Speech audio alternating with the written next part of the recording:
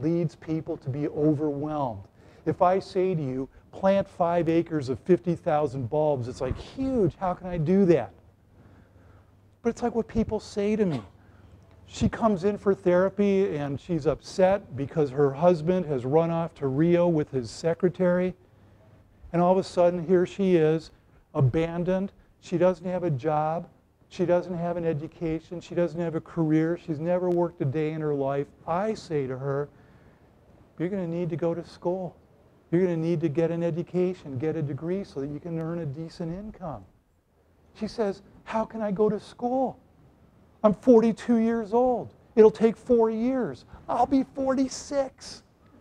And I have to be the one that says, you're going to be 46 in 4 years with a degree or without a degree. But how people put up barriers that stop them from taking effective action. Well, I can say all kinds of things, but what I can say in a general way is good problem solvers do better than poor ones. And how important it is to get support, develop the skills, and last but not least, talk about the self-help part of the equation. When I said earlier, no one can do this for you.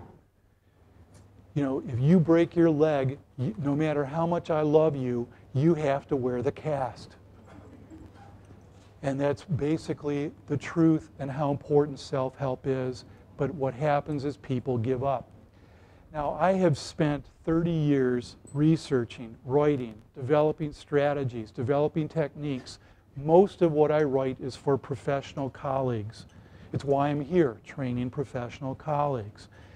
But part of what has impressed me is nights like this where a lot of people turn out who want the information.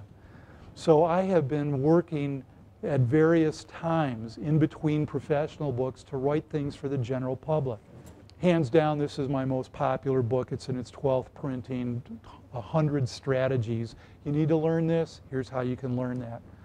But also more experiential things, CD programs that teach people skills through focusing strategies, hypnotic strategies. That one was on depression, this one's on anxiety, this one's about helping people get to sleep better. Now let me get to the summation of all of this. How to know when you need professional help. First, if you have suicidal thoughts, you need help now before you make a serious mistake. When you're feeling stuck and you really don't know what to do. When you don't have people in your life to reality test with. Well before it reaches a crisis point. Don't wait till things get worse. Do something sooner rather than later. And especially when you have to make big decisions, you want to make them in a clear-headed way, not through the haze of depression. And certainly from my standpoint, one of the most important factors of all. Depression doesn't just affect the individual sufferer. It affects the people they relate with. It affects marriages. It affects children. It hurts families. When your partner says to you, we need to talk about this, you need help, and you say, leave me alone, you can't do that. As soon as you discover you are adversely affecting someone else, it is your responsibility to protect them from your rotten perspectives, your lousy moods, your poisonous anger, your irritation and frustration, and all the things that go with it. You take it out on the people who are closest to you, and it's really important to learn how to protect people from your depression rather than imposing it on them. Well, there's a lot that I can say about getting professional help. Here are some of the ideas. You absolutely want somebody who knows these medications, not just your general practitioner. Somebody who has an advanced knowledge of the antidepressants and various combination strategies. You need somebody psychotherapeutically who really understands depression, not just somebody who's nice to talk to, but somebody who's going to teach you skills and push you a bit.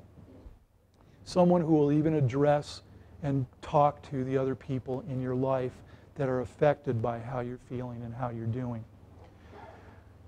Someone who's available. Okay, let me move on to the last of the things that I want to talk about then. The things to do when you're depressed: thorough physical examination. There could be a physical reason for it. Avoid alcohol completely, yes, you. Strive to learn about your vulnerabilities and develop ways to manage them. Learn to distinguish in your thinking facts from how you feel, beliefs from what are the facts. Sleep well. Challenge yourself. How do I know? One of the most valuable things that you can do is learn to question yourself. Here's what I think. Here's what I think's going on. How can I find out whether that's really true? Exercise is a very valuable thing to do. You know, fun is the first casualty with depression. Depressed people, you say to them, come on, let's go to a movie. No, I'm too depressed. Come on, let's go to a play. No, I'm too depressed. Come on, let's go take a walk in the park. No, I don't feel like it. And their world gets smaller and smaller. How are you supposed to feel good if you don't do the things that feel good? This is not rocket science. Get and stay connected to other people. Learn to relax, hence the value of things like hypnosis, imagery, visualization, mindfulness, meditation, yoga, anything that will teach people good focusing strategies. How important it is to be able to orient to the future and being able to achieve things that are going to be important to you to achieve. Problem solve. Get support. Don't wait. And last, the things not to do when you're depressed. Don't dwell on the past. You can't move forward looking backwards. Whatever has happened, it's gone. Ruminating about it, analyzing it, isn't going to change it. Now the question is, what are you going to do tomorrow? Don't compare yourself to others. There will always be people who have more than you do. People who are richer, people who are better looking, people who are smarter, people who are fill in the blank. So what else is new? It's about being the best that you can be. I love the quote from Abraham Lincoln. You have to do your own growing no matter how tall your daddy was. Don't catastrophize. One of the things that people do is they assess risk in huge proportions. They're afraid that if they ask a question and people turn around and look at them, that that's going to be the end of the universe for them. Way blowing things out of proportion. Say the things that need to be said, do the things that need to be done. If you're hearing what I'm saying, you're hearing me say one of the most important things that you can do is take action. Sitting around and thinking, sitting around and analyzing your feelings is not the pathway out of depression. Don't analyze too deeply, move on. Don't ignore reality. Get information and use it. Take care of yourself. Nobody else can do it for you. Don't just give up after you give a half-hearted try with something.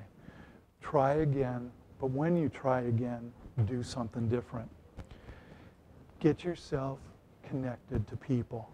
I know that's easier said than done, but how important it is to do that. Time can be your enemy, time can be your ally. Structure your time. Be places consistently, do things consistently. Well, I think that is where I'm going to stop. There's too much more to say, and I just don't have the time to do it all. But I can say one last thing, I guess. The more that you learn and develop the skill to think ahead, the better you're going to do. One of the things that absolutely shocks me still is how often people make mistakes that a little bit of forethought could have prevented. Learn to think ahead. I love this cartoon. She's visiting her son in jail, and she says, "Oh, if you'd only listened to your old mother, how I begged you, reasoned with you, pleaded with you, have the getaway car overhauled, but no." Be proactive, do something different. All right, let me stop there and open it up to your questions. Where are we at? 8:20. We've got roughly 10 minutes or so for questions. Yes, sir.